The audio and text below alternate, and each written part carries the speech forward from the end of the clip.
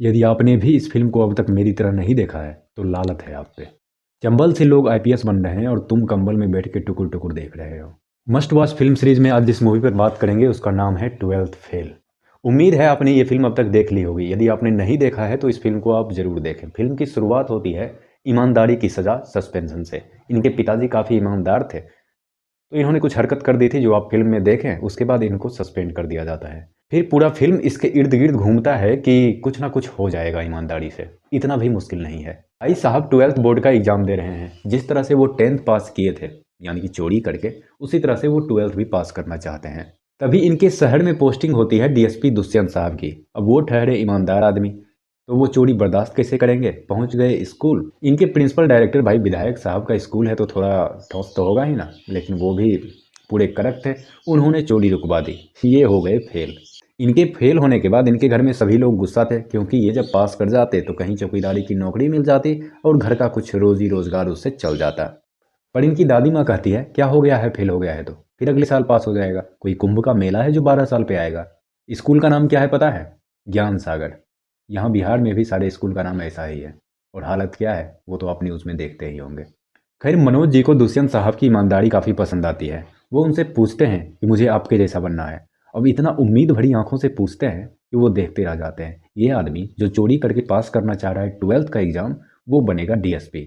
वो बोलते हैं बन जाओगे बच्चे, बस चोरी करना छोड़ दो। कोई उम्मीद से जब आपसे सवाल पूछे ना, तो उसे धैर्य से जवाब दे देना चाहिए। बहुत लोग होते हैं जो कुछ बन जाते हैं, और कोई छोटा आदमी उससे पूछा कि रास्ता क्या है, क्या करें जो कुछ बेहतर हो जाए, तो तुरंत डांट डपट के उसको भगा देते हैं। तुम कौन होते हो पूछने वाले, तुम्हारी औकात है ये बनने की? ये हरकत ना करें। यही उम्मीद इन पर इनकी दादी भी दिखाती है। उन्होंने जो सालों से पैसा जमा कर रखा था, वो पैसा देकर इनको भेजते हैं बाहर पढ़ने के लिए। जाओ बच्चे, कोई चिंता मत करना, डीएसपी बन के ही लौटना। ये पहुंच जाते हैं ग्वालियर, और ग्वालियर पहुंचते ही इनका हो जाता है बैग चोरी। ये झटका कम था कि सरकार ने बोल दिया कि 3 साल तक कोई पीसीएस एग्जाम ही नहीं होगा, क्योंकि सरकार के पास कोई फंड ही नहीं है। अब ये गुस्सा में एक आदमी से पूछते हैं भाई सरकार ऐसा कैसे कर सकती है? वो बोलता है सरकार है, कुछ भी कर सकती है। आप भी अब एहसास कर रहे होंगे ना, सरकार है, कुछ भी कर सकती है। इन सब के बीच एक चीज़ अच्छा होता है कि इनको मिल जाते हैं जोशी साहब, जो खुद पीसीएस की तैयारी कर रहे थे। तैयारी कर क्या रहे थे, इनके पिताजी करवा रहे थे, ताकि ये वहाँ जाकर खूब घोटाला करे और उनके काम में तरक्की ला कर दे। लेकिन अब 3 साल तक पीसीएस होगा नहीं, तो उनके पिताजी बोले कोई बात नहीं, यूपीएससी ट्राई करो, 4 गुना तक घोटाला करेंगे, इसमें क्या है। तो वो चले यूपीएससी करने। अब इनको बताते हैं कि पीसीएस में नहीं होगा, डीएसपी नहीं बनेंगे तो आईपीएस बन जाएंगे।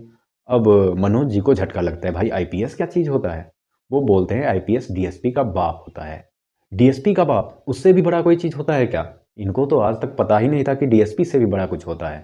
अब ये पहले तो थे कुएं के मेढक ही, लेकिन हर इंसान पहले कुएं का मेढक ही होता है। वो जब बाहर निकलता है, दुनियादारी को देखता है, तभी उसको पता चलता है कि और भी कितनी अपॉर्चुनिटी है, जिसे वो छोड़कर बैठा हुआ था घर में था। तो फिर ये दोनों पहुंचते हैं यूपीएससी के सपनों की नगरी मुखर्जी नगर में। लाखों की भीड़ देखकर ये काफ़ी हताश हो जाते हैं कि इतने की भीड़ में मुझे क्या होगा। जो 12th जैसे तैसे करके पास किया हो, वो यहाँ पर कैसे अपना परचम लहरा पाएगा।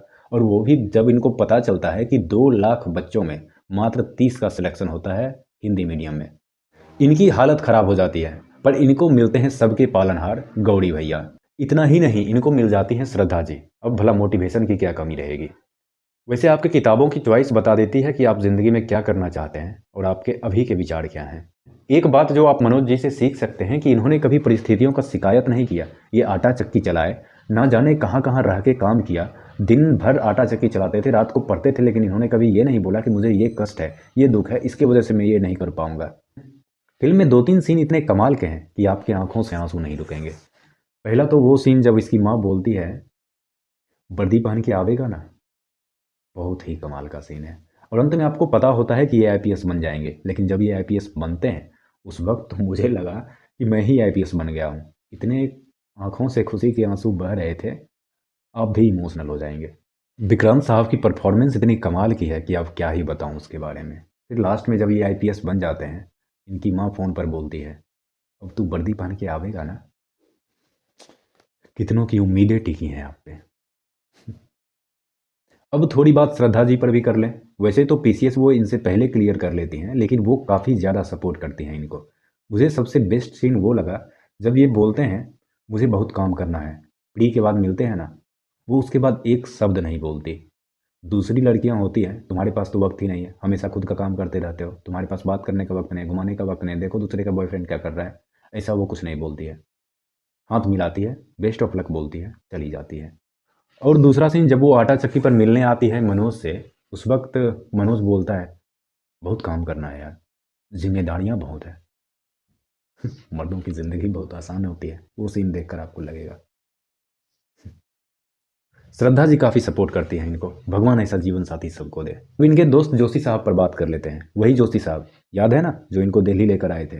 अब वो यूपीएससी तो करना नहीं चाहते, पापा इनसे ज़बरदस्ती करवा रहे हैं, और पापा को ये बोल नहीं पाते कि मुझे ये करना नहीं है। मनोज जी बोलते हैं तो मम्मी को बोल दो, पर मम्मी नहीं है यार। पापा जी बोलते हैं यूपीएससी कर लो।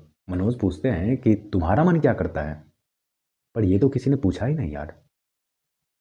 कितनों की ज़िंदगी बर्बाद हो जाती है माँ बाप की जिद के कारण। इनका चारों अटैम्प्ट हो जाता है, लेकिन ये किसी के प्री को भी क्वालिफाई नहीं कर पाते हैं। इनकी गर्लफ्रेंड भी इसको छोड़ देती है। ये बहुत गुस्से में रहते हैं। ये बोलते हैं कोई भी लूजर के साथ नहीं रहना चाहता, पतंग हो या जिंदगी, जब तक आसमान में रहती है तभी तक वाह वाह होती है। विकास सर का कैमियो भी काफ़ी अच्छा है। वैसे एक और सर हैं इसमें, गौरी भैया, जिनको उनकी जाति के वजह से 6 अटेम्प्ट मिलते हैं, पर शायद वक्त उनका नहीं था, लेकिन वो हार नहीं मानते। उन्होंने जो अब तक सीखा है या फिर जो गलतियां उन्होंने यूपीएससी में की है, इसका क्लास वो फ्री में देने लगते हैं। वो हमेशा कहते हैं यदि हम में से एक भी जीता ना, तो लाखों करोड़ों भेड़ बकरियों की जीत होगी। इस फिल्म से जो आप 2-4 बातें सीख सकते हैं वो है कि किसी से भी मदद मांगने से पहले शर्माओ मत।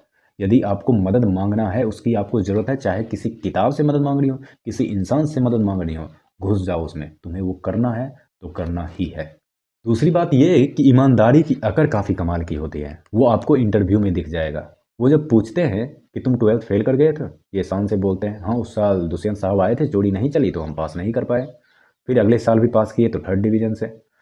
ये बोले हाँ दुष्यंत साहब बोले थे चोरी नहीं करना तो अच्छे इंसान बन जाओगे, बहुत आगे तक जाओगे, इसलिए मैंने उस साल चोरी नहीं की। लेकिन उस साल सब फर्स्ट आया था, सिर्फ मैं थर्ड आया था। लेकिन उस सबसे ज़्यादा खुशी मुझे थी, उस दिन मुझे पता चला ईमानदारी का 3rd डिवीज़न भी बेईमानी के 1st डिवीज़न से ज़्यादा खुशी देती है। जब भी आपको ज़िंदगी में हताशा हो, कोई रास्ता ना दिख रहा हो, आगे क्या करें कुछ भी पता ना चल रहा हो, तो आप एक बार इस फिल्म को ज़रूर देखें। फिर गौरी भैया के बात को याद रखिएगा, रीस्टार्ट विथ श्रद्धा। चलिए मिलते हैं अगले वीडियो में, ख्याल रखिए।